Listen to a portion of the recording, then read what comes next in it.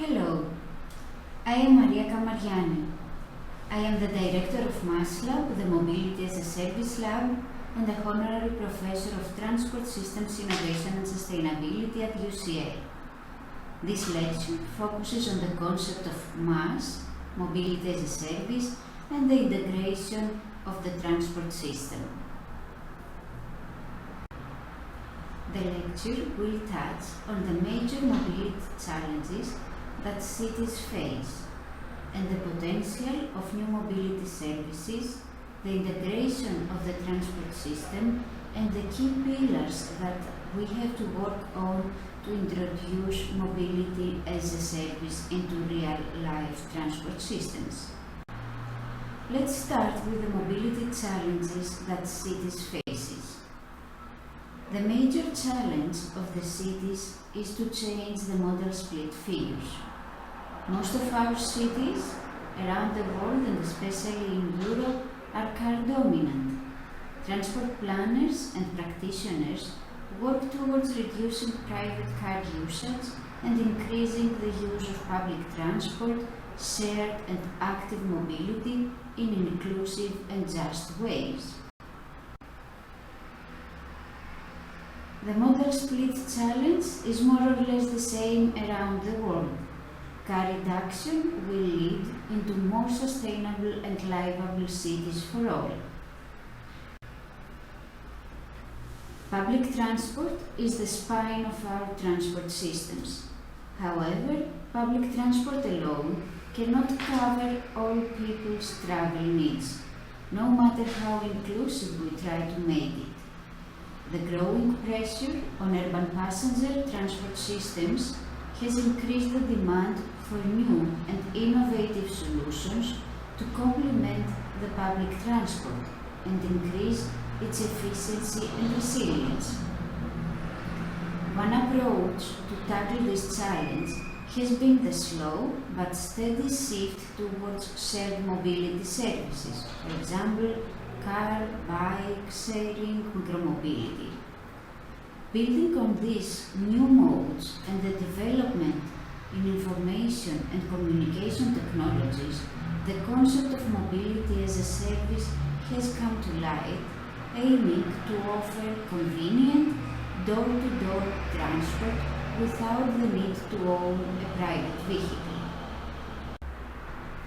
Nowadays, there are several transport mode alternatives in the cities that can reduce car dependency. Each one of them has certain characteristics in terms of travel time, travel costs, capacity potential, and flexibility. For example, public transport modes like bus and tram or metro have higher capacity capabilities, while taxi or ride-hailing has less, but it is more flexible. In the past, most of these transport mode alternatives operated or was offered to citizens in silos. To maximize the potential of alternative transport modes and new mobility services, integration is a key. Fragmented services that are not connected to each other discourage people from using them. As such, cities work towards integration, physical integration and digital integration. Physical integration refers to transport mode alternatives to be physically connected. We see lately that there are a lot of policies, measures towards mobility hubs or multimodal mobility hubs. And the digital integration refers to transport modes and the transport system to be digitally connected for people to be able to find information, get real-time information, to avoid isolation and fragmented solutions. And it is not the one or the other. Both physical and digital integration is needed. Infrastructure alone cannot make the difference. When infrastructural integration is combined with technology integration, then we can become more efficient.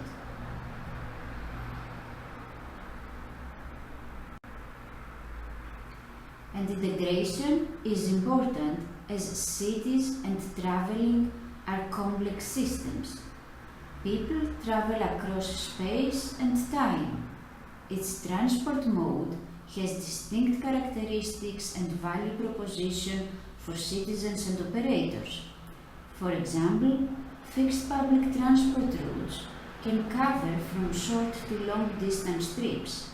However, as we get to the outer areas of the cities, the demand for public transport drops and it becomes economically unsustainable for authorities. With active mobility, certain trip distances can be covered. It's difficult to cover long distances with active mobility. Multimodality, the combination of transport modes, is a sustainable option, but physical and digital integration is needed to become more attractive to citizens. Integration is important for sustainable cities, as people love convenience. We live in an era where we are used to easy access, especially the younger generations. Fragmented features of services discourage people from using them. When it is to use a series of different features to access a transport mode, the convenience decreases. For example, when you have to buy paper tickets to access a transport mode. In addition, while traveling, people have several decisions to make. Which transport mode to use to go from A to B? How will I access these transport modes? And they usually reach a point where they stick to a transport mode and then it is difficult to change travel behavior.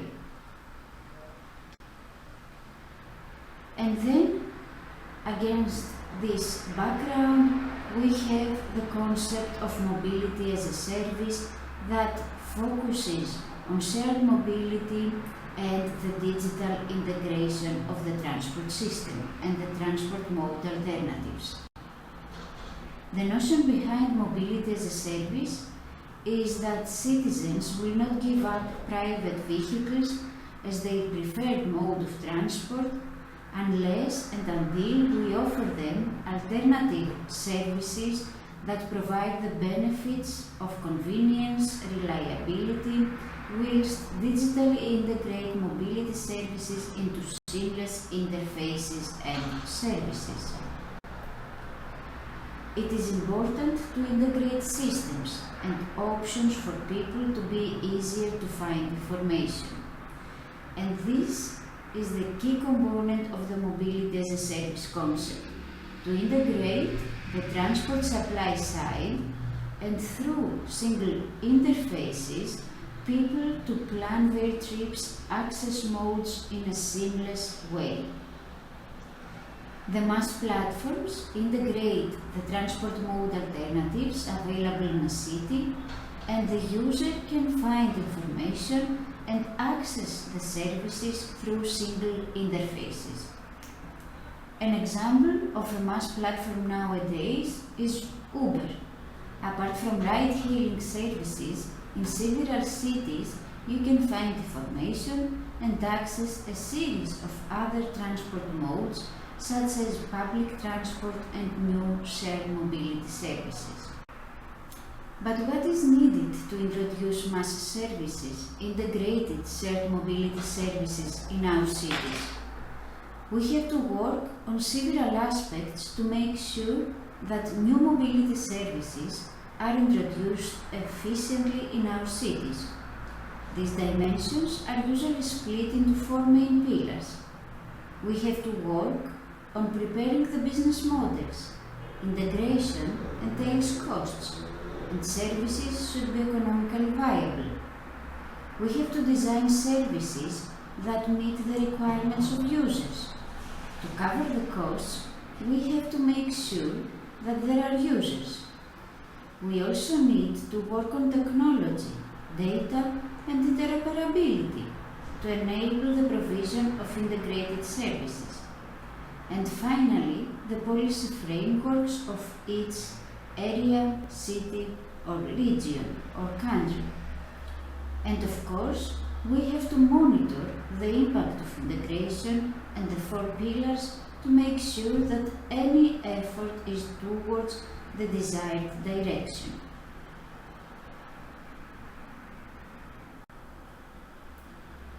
Starting from the business pillar, there are several alternatives for who can be a MaaS provider. The Public Transport Authority, the transport operators, companies that do not own the fleet and only offer the platform for integration could be some of the alternatives for MaaS operators. The Public Transport Authority is already responsible for all public transport. The authority usually regulates and authorizes mobility service providers, so it is easier to initiate the integration and cultivate the trust needed. However, organizational change is needed in several cases. In addition, public transport authorities focus on a specific area that they are responsible for, and connectivity, integration, interoperability with other regions may not be their priority. This can come from the national level. They may also have poor incentives to work on integrating public transport with other private transport modes. Transport operators can be also MaaS operators, and we see that lately this is an option that takes over. Public transport authorities have opened part of their data for public transport, and then transport operators have started integrating public transport into their interfaces, especially the data about planning. They have also started collaborating with complementary transport modes, for example, micromobility. Then, the other option is the companies that have MaaS platforms. These companies have new ways to address fundamental user needs and drive new collaborations. They transverse existing boundaries and silos in the mobility sector. However, they usually have higher costs to start from scratch. As such, there are examples where these companies collaborate with transport providers and act in the background. The last years, we have seen that anyone can be a MaaS operator, and that the easiest way was the transport operators to become MaaS providers. All options have pros and cons when the four pillars are considered, but nothing is impossible. In a MaaS ecosystem, starting with the first pillar, the business pillar, there are several actors that are involved in the MaaS business ecosystem. These actors can be categorized into the core business, the extended enterprise, and the actors in the outer layers that may not be that much involved in the operations, but are the starting points for MaaS services. The core business of a MaaS operator, the first circle, entails the transport operators, the customers, and the data providers if needed, as nowadays in several locations the transport operators are also data providers.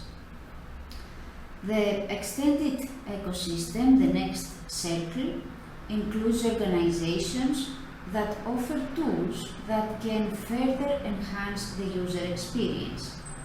There is no need to reinvent the wheel, especially when we want to save time. There are already several integrated, for example, payment solutions or multi-service journey planners that could be integrated into MaaS interfaces. The last layer, the outer layer of the MaaS ecosystem, includes actors that can act as enablers, policymakers, for example, that can favor integration by advancing policy frameworks, or they can subsidize transport operators that do not have the capabilities, the knowledge to develop APIs and be integrated with other services. We have also research and academia that give us valuable insights about the design of the MaaS services. We may also have marketing firms that, in the end of the day, play an important role to promote such mobility options. In terms of the technology pillar, the most important is data. When we have available data, integration can be possible. We need data, and ideally we need data, standardized data that are in the same formats, and APIs in order to be able to communicate in safe ways the data required among actors. When you integrate services, it does not mean that one operator has access to all the data and business intelligence of another operator. There are ways to communicate and integrate only the data that is needed, and there are also data protection agreements. When data is available, the technology is quite easy to be developed. It may be resource demanding, but it can be developed. And through the years, we realize how important it is to design mobility services that meet user requirements, while at the same time trying to remove them from private car usage. User-centric design is a key component to maximize the potential of new mobility services and MaaS. We should aim at developing services that will be utilized by citizens, because only then we have the potential to decrease car usage, and only then the business pillar will be sustainable. There are several approaches that we can take into account user requirements and design user-centric services. We can examine personal, internal factors from the users and also external factors, and start identifying their mobility behavior and needs.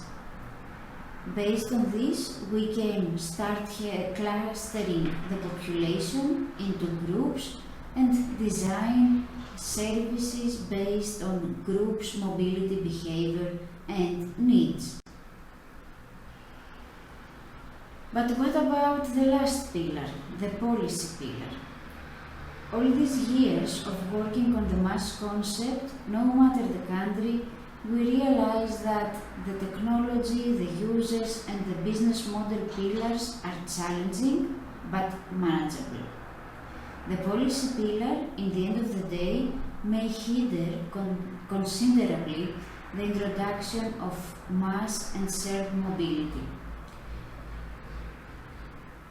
Policy frameworks should be flexible to adopt new mobility services when it is for the sake of citizens, sustainability, and inclusivity.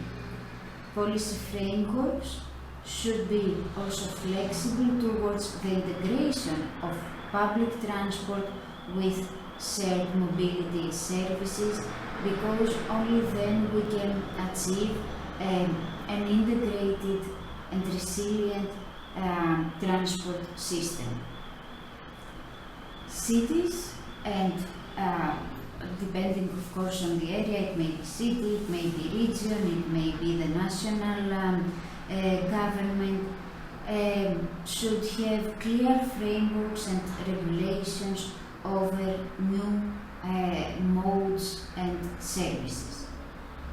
Public authorities should act as bodies overseeing the transition to MaaS and help organizations to work together to deliver mobility as a service. They should support open engagement and ensure funding reaches the right modes to support the integration. Understanding the 4 pillars and empathize maximizes the potential to introduce sustainable MaaS services in our cities. In terms of the users pillar, we explore and understand the needs and the culture of each area. In terms of technology, we investigate solutions that can be used. In terms of policies, we explore policy frameworks to identify gaps and make them more flexible. In terms of business, it is wise to understand what is currently offered and what is missing, to utilize existing pieces instead of reinventing the wheel, and always plan in terms of how to launch and operate new mobility services, shared mobility services, and MaaS services. To support cities and regions and countries, we have developed the Sustainable Urban Mobility Index, that is a tool that assesses how ready are cities in terms of sustainable passenger and freight mobility. The index assesses their status in terms of different pillars and a series of parameters, and identifies the strengths and the gaps of the cities in order then to be easier for them to start planning. You can access the tool and see the results of around 28 cities that we have done the analysis around the world.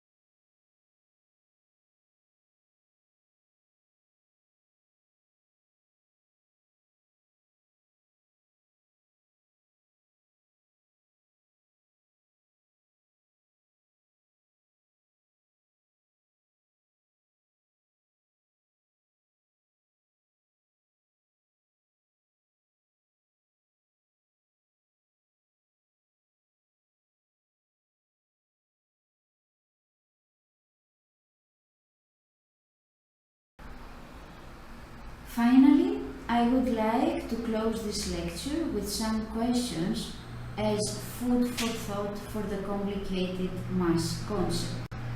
A lot of pillars are involved in the MaaS concept, but let's take some time and reflect on these 4 points that are included in this slide.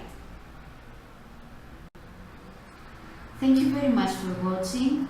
If you have any questions or you want to discuss further on something, you can contact me to my email. Thank you very much.